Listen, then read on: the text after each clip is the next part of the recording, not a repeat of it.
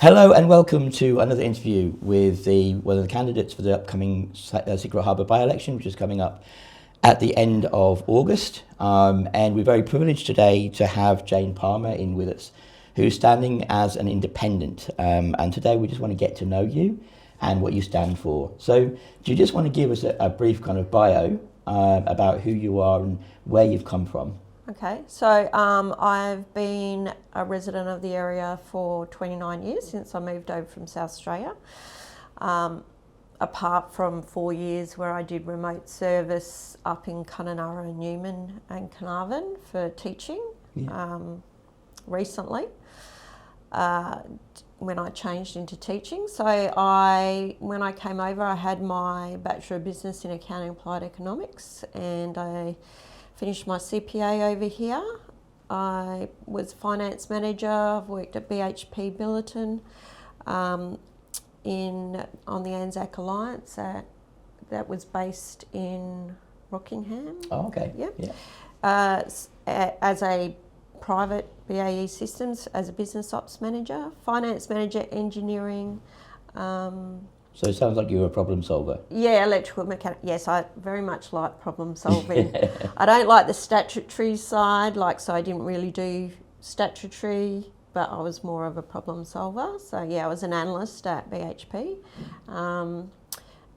And I worked for Water Corporation as management accountant to help them out with their systems, because they'd sort of they had made the construction branch compete against private industry. Oh, okay. Yeah, so I helped them out there. But yeah, so I live in Port Kennedy. Yep. I was in Warnbro, built in Warnbro within 6 months of moving over here. I was like, wow, this is amazing. So close to the ocean, it's beautiful. Beautiful life, isn't it? How is this block so cheap?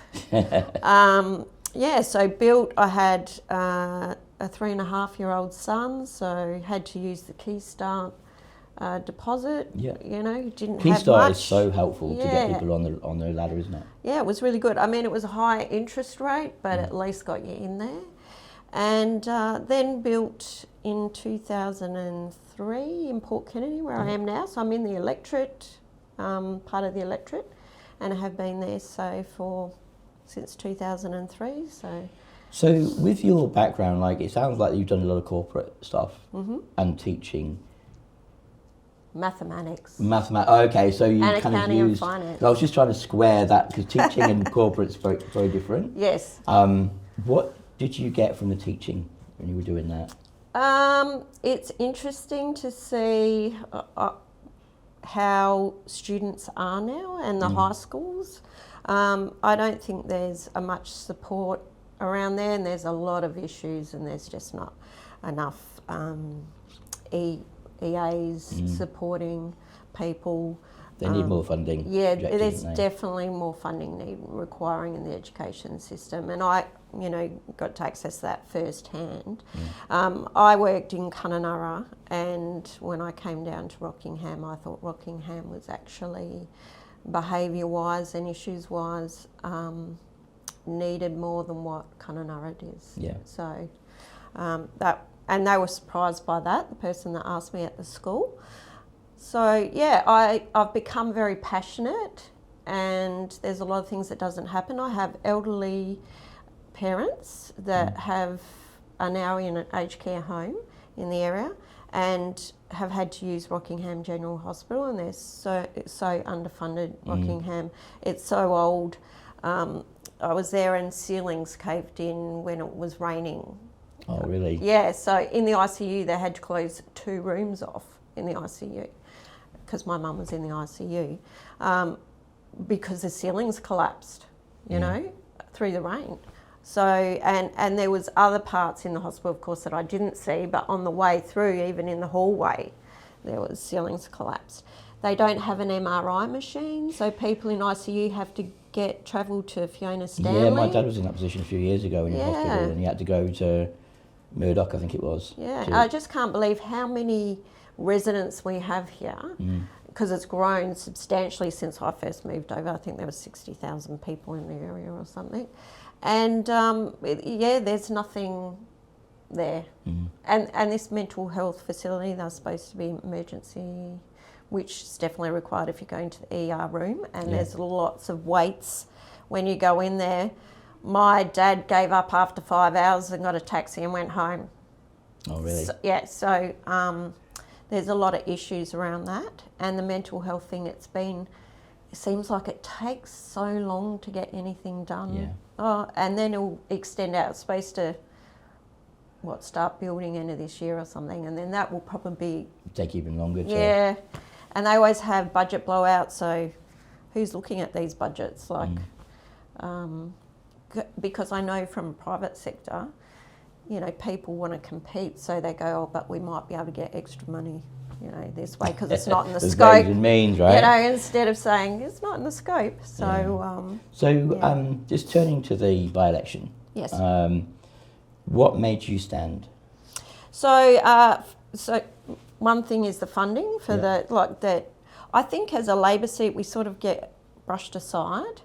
The Kwinana Freeway, I've been on that. I used to have to go on that to get to work because I worked in Belmont and Netherlands at some point. And there's always either roadworks on there, and then by the time they finished, the problem that they've alleviated is just somewhere else. Yeah. So that needs to be looked at. Going down there on a Saturday at 12 o'clock, and you're in stop, start from Thomas Road to Virtue Coburn is absolutely ridiculous. It's not peak hour. Yeah, and it's still causing issues. It's still causing issues. And I feel sorry for the tradesmen that live in the area. They have to use the freeway because they're carrying ladders and all their equipment. And it's just not good enough. So that's another reason. And the funding, that's more everywhere, I think, for education than just specifically to this area. But what's interesting is since I've started, I'm trying to find out, I don't really know what goes on with Lakelands and Medora Bay because I sit in Mandurah. Yeah. You don't really hear much. But there's a smell that people... I've seen comments about that. Yeah, so mental health is probably not helping because for the people in that area, and people are moving out of the area because they have to lock themselves in their houses. They can't go outside at certain times because the smell is that bad. Do they know what's causing it? Yeah, there's is it Nirabup? What's the one near... that goes on the outskirts of sort of Lakelands and Carnap and starts with N. Coodnup. Yeah. Anyway, so that is there's a piggery, but some people think it's not coming from the piggery. It's coming from Seawise. Seawise. That's correct. Seawise that has organics. So they're trying to go green.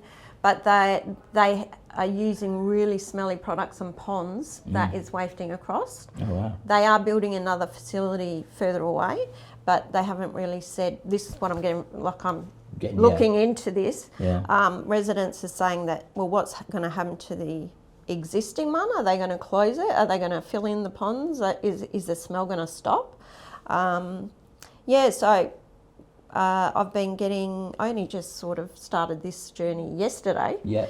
I only saw your name come up, I think it was yesterday or the day before. Yes. Didn't realise how many people were standing in the election. Yeah, 16.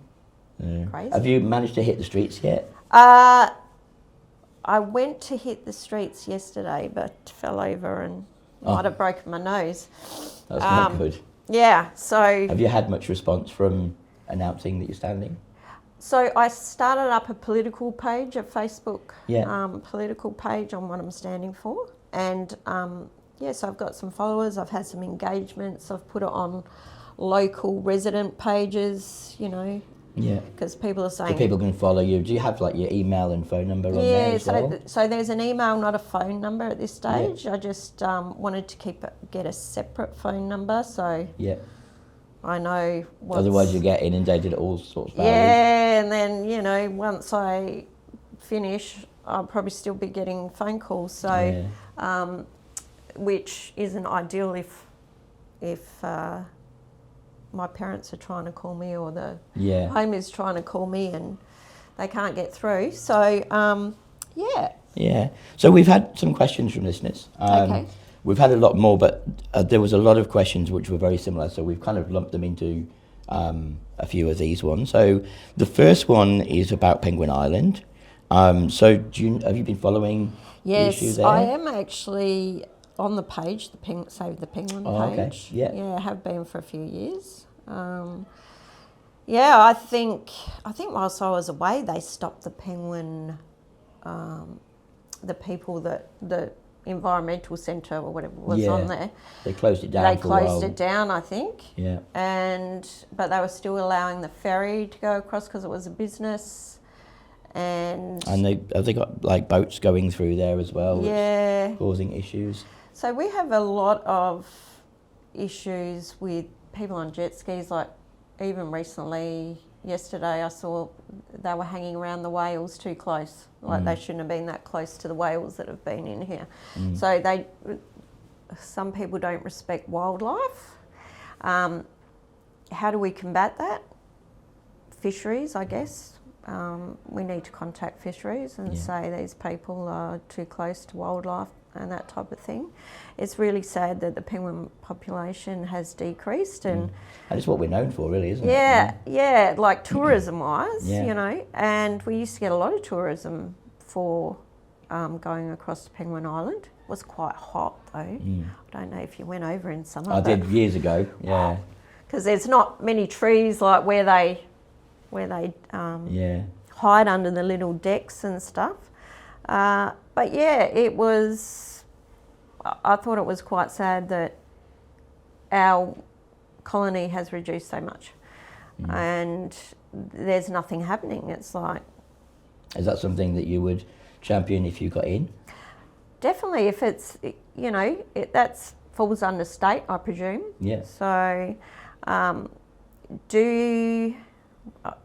don't know. Is it fishing licences that pay for that, or is it state government that pays for that? So I'd have to look into that. Yeah. But yeah, definitely it's worth fighting for. Yeah. Yeah. Cool. You've already mentioned this one briefly, but one of the questions was about the mental health in the area. There is thoughts on a 18 to 24-hour GP type clinic. So people, I guess one of the problems when people are really struggling with the mental health is the hospitals are very clinical. And if there's like a hybrid in between staying at home in the community and hospital that takes pressure off the hospitals, do you support something like that? Definitely. I think that's why they're trying to build this mental health facility next to the emergency centre in Rockingham General Hospital. But there's a car parking issue there already. Yeah. So my dad has an oncology appointment and I can't get a park. You know, he's not very good on his feet, and so they do treatment there for cancer as well. Yeah. And it's just probably not enough disabled bays around the entrance, and then also just not enough bays. People are parked all on, you know, up the medium strip, everywhere. So if they build this building, you know, we're going to have more issues with car parking there as well. Have they thought about that? You would have hoped that they would have had that kind of discussion. But yeah, so but getting to your question, Secret Harbour, sure, I'm all for if we can help people outside of the emergency department. I think a lot of people go to emergency department because they can't go to another facility that bulk bills, or you know, you have to pay. There's a lot of private places. If there was something in between, that might take the pressure off. Yep. The next one was cost of living, which came up like tons of times. What would you like to see done? So I have a big thing about rates at the moment, only because rates have just come out. So Landgate every 3 years revalues gross rental value, what you could rent your house out for. And Rockingham bases their charges on that. So if your house has gone up So as I said, when I built in the area, it was really cheap. But if your house has gone up, you have to pay more. So mine went up 10.5%, my rates. Oh, wow. Which is quite a lot, especially as a teacher. Like I'm by myself, one income, and so mortgage interest rates have gone up. It's something that a lot of people, yet someone that maybe owns a house that is a lower GRV might only have got 1%, 2% increase, but on a higher income probably could afford more than what I could. So I think that needs to change. Yeah. So that would help, I think, with cost of living, especially people that lose their jobs, fly in, fly out people that might have been on a real high income, they've lost their job, really doesn't help. So that's one of the ways. Definitely housing. We need to look at public housing. Yeah. There's a lot of things you can do now with housing that are coming out. There's quite a few, yeah. I mean, that's actually the next question. Where it doesn't take quite as long to build, or so the next question is about homelessness, and there's been quite a big thing recently in Memorial Drive. Yes. And I think someone was saying yesterday they counted 52 homeless people on Memorial Drive, which is crazy. And some of the people there are working. Yeah. Working full time. What would you like to see done to try and ease that? So I guess there needs to be more availability of public housing. I don't agree with freezing rents because you're talking about people that have invested in property and rent their houses out, and costs for them have also gone up, as I said, rates. And you don't want to have to put the rent all up on, increase, but you can't lose money because then you're doing the same thing. So I don't know what the actual answer, apart from more public housing that they've got to look into, as opposed to hybrid. They took it away and then went, private investors, you go do the heavy work. Yeah. But maybe looking into more housing that doesn't take so long to it doesn't take as long to build. Yeah. So at the moment it's ridiculous, and you have to rely on immigrants to come in to help us out because we don't have enough trades. So, yeah. Cool. With your campaign, so you mentioned a couple of the things that you're promoting. If you could align with any of the parties, like where do you think you'd stand? Not actually. So the reason why I'm running is because I don't have any faith in any of the big parties. Yeah. So otherwise I wouldn't run, because I've had to take leave from school to do it, because as a public education employee I'm not allowed to still work. So yeah, I've had to step back from that, take leave, got approved, luckily. And I don't know, bit stuck. Yeah. Yeah. That's fair enough. I mean, I think a lot of people are lost in the system at the moment that don't identify with any party because, it's just the way that politics has gone. So I think that's a kind of fair answer. If you don't really identify with any of them, then because I've had a lot of questions about who you're going to preference, and I said, well, no one. That's up to you. Yeah. If anything, probably they should, if they're going to vote me, vote the other independents and then the major last. Yeah. But I'm not going to at this stage.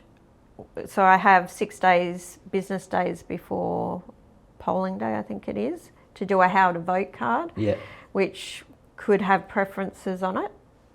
But mainly I do not plan on doing that at all. So. Yeah. That's refreshing though, because then it really comes back to individual voters to say how they would like to vote and not being told. So. Well, it's totally up to them. Yeah. Yeah. So, I mean, when I go to the polling places and they hand out those. I just don't even take them.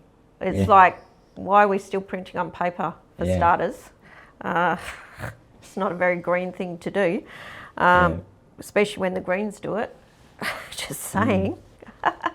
But so that's one less piece of paper. Yeah. If I can get it out on electronic media, get as far out as I can and let people know that way. Unfortunately, there's some people that maybe still not electronically, like some elderly, but there are a lot of elderly now that are on electronic. I'd prefer to go that way. So, cool. Awesome. No preferences. No preferences, that's good. And I guess if you got elected, what would be your 3 priorities?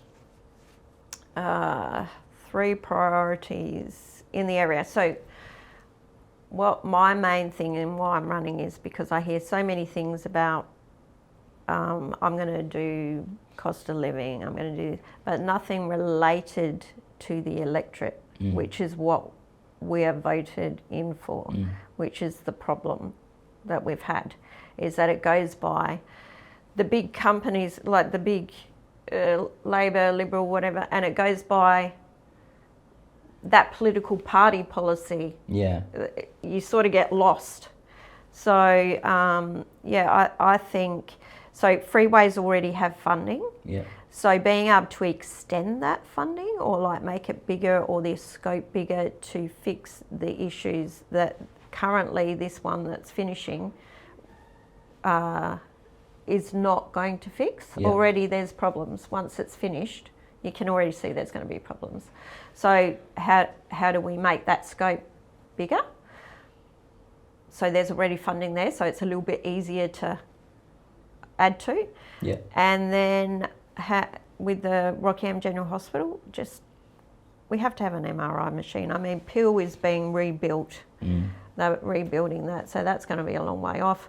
Let's get some... I mean, Rockingham the population is so huge. Yes. And it doesn't have really what it needs. And a lot of people don't want to go to Rockingham. They want to go to Fiona Stanley because we're not capable here of being able to do the medical care that's required for the area. Yeah. So that's a big one. So the roads, the hospital, and what would be the third one? The third one would be, I toss up, I think schools. Yeah. I think mental health starts in the schools. And yes, I think that would be my big third one. Yeah. Yeah. Cool. So how do people find out about you? Like, what's your social media handles? Okay, so I have a political page, Secret Harbour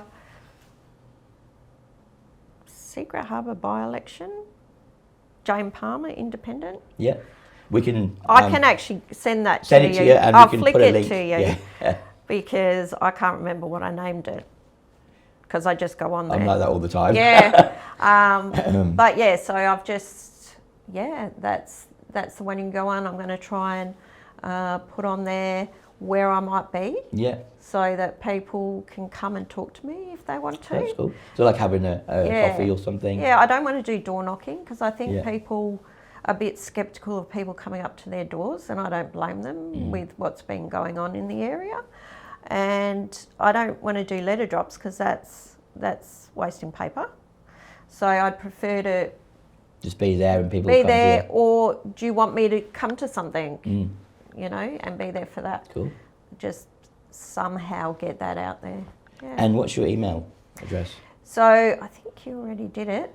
Our electorate. So because I live in it, I'm going to vote for myself at Jayne Palmer. So Jayne with a Y.au. Awesome. And we'll put them up in the description as well. So if anyone wants to contact you, they can. Yeah. So I think we'll finish off there. Thank you very much for coming in. No worries. And we wish you every good luck with the campaign. Thank you very much.